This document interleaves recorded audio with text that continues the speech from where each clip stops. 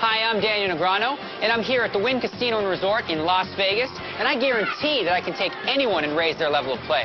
I can do the same for you with the tips and strategies I've developed over the years playing against some of the world's best.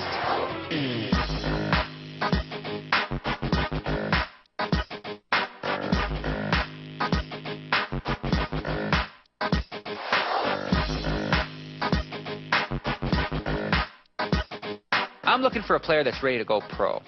I want to teach him small ball poker. If you don't know what I'm talking about, then you're not ready to go pro. A big difference between advanced players and the pros is knowing how to avoid traps and when to set them. Stick around to see how it's done. That's Cole. Right away I knew he had that thing. You can sense it. Tell you what, this kid's pretty impressive. A couple pointers, I could really make a player out of him for sure.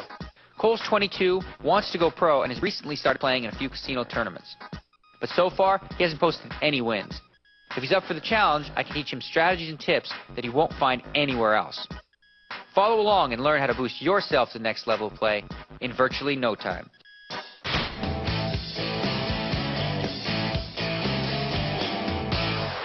Okay, Cole, I saw you down there. I know you got some skills. I know you got the fundamentals down. But there's some things you just don't know, some things the pros do, that I'm going to try to teach you. Basically, what I'm talking about is small ball, which is the art of increasing your chips without risking a lot of them. To make this strategy effective, you really want to be in there in a lot of pots, constantly putting pressure on your opponents. That sounds almost a bit reckless, like a maniac. You know, it does seem that way, but truthfully, what you're doing is you're risking less when you lose a pot. The beginner, they're going to come in for 5 times the blind. So if the blinds are 100, 200, a beginner's going to be betting 1,000. You're only going to throw out 500 chips, maybe 600 chips. So when you get caught, the damage won't be so severe. Is small ball exclusive from one position, or can you do that from all of them? You know, ideally you want to be in late position because that's the best spot, but I want you to have sort of the image of a maniac. I want you to create this crazy image where people don't know where you're at. So I want you to play all kinds of funky hands from early, middle, late. I want you to always be in there like a maniac. You're not a maniac, but if you have that perception, you can really exploit it. That's not advice I would give to a beginning or intermediate player, but you're past that point now. A beginning player, they're new to the game, so they're going to play 2-card poker, pre-flop poker, big bet poker. For you, you're going to play small ball, so you're going to make all your crucial, difficult, and marginal decisions after the flop. It's tougher, but you're ready for it. So there's a method to the madness. Oh, absolutely. And over the next series of tips, I'm going to give you specific pointers on how you can use small ball to improve your game. With this lesson, Daniel really hammered home the small ball concept. He showed me that I don't need to commit all of my chips to a bluff. A smaller size bluff will work just as effectively and also allow me to be more flexible when I'm trying to bluff my opponents.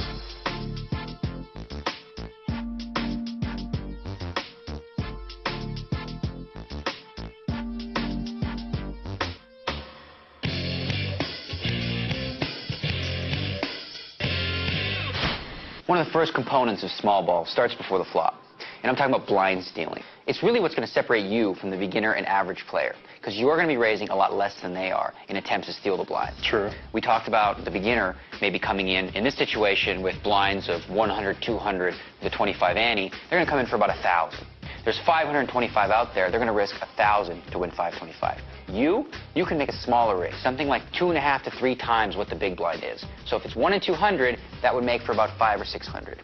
The beginner, they're going to come in for about 1,000.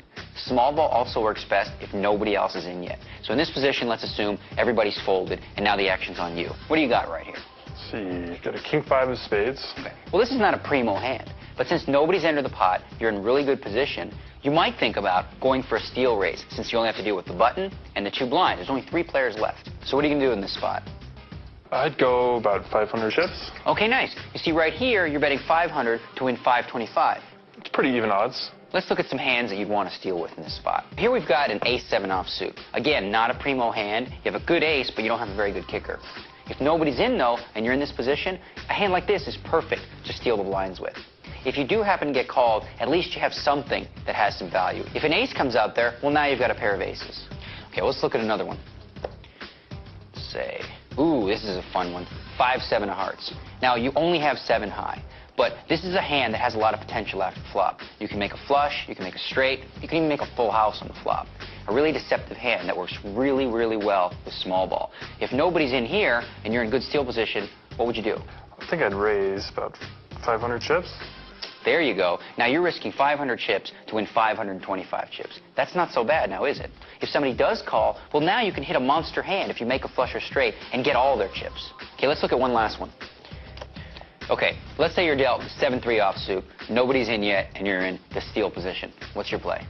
I'd bet another 500 chips. I like your idea there. Unfortunately, this isn't a hand you want to do it with. One problem is this hand's too garbage because you need to have something that plays well after the flop. Your whole style is going to be based on post-flop play, not pre-flop. A hand like this is just going to get you into too much trouble after the flop if you do get called. So now that we've talked a little bit about blind stealing, you understand how important it is to stay afloat when you're not getting any premium hands. It's definitely a tool you want to keep in your repertoire. You know, I really wanted to get Cole in a rhythm, in a right rhythm before the flop, constantly being aggressive, throwing jabs and stealing blinds. I think after I touched on that, he's really got it now.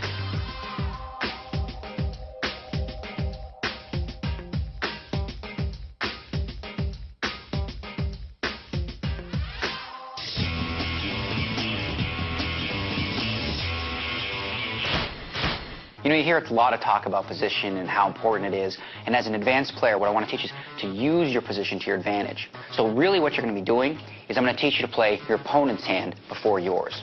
Let's look at an example from earlier when you had that king 5 of spades. Okay. You've got that king 5 of spades. Let's say you've raised. Now the big blind is called.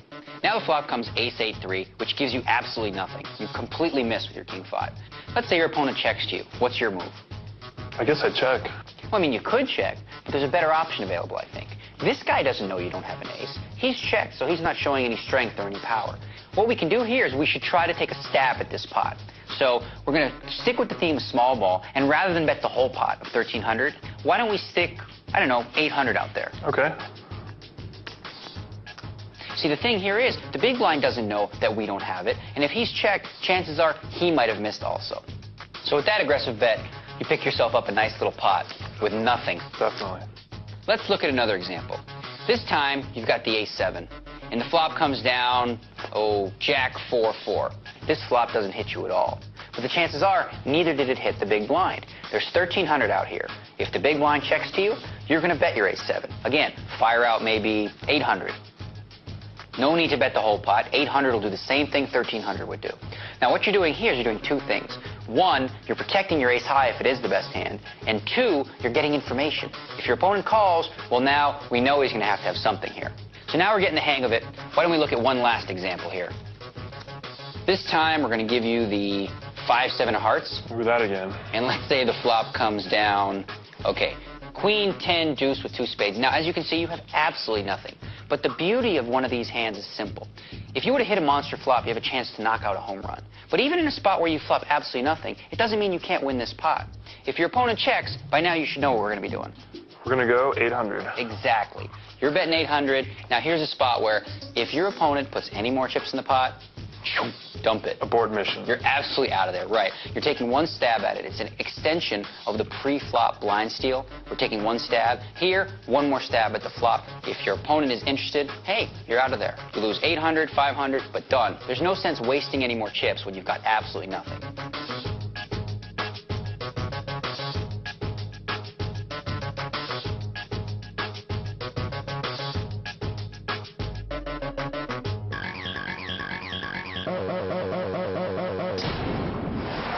You know, the whole theme we got here is small ball. But what I haven't even talked about is the math behind small ball is so in our favor.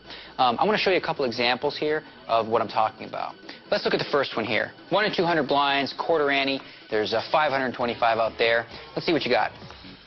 Ace-10. Okay, you got ace-10 of hearts. Well, you know how to play small ball. Go ahead. I bet 500. Nice. Okay, now in this situation, let's say the player behind you decides to go all in for 1,500, okay? Everybody else folds, and now it's back to you. Here's your dilemma. You know this is a tight player. You know he's got a really good hand. So you don't think your ace-10 hearts is in the lead.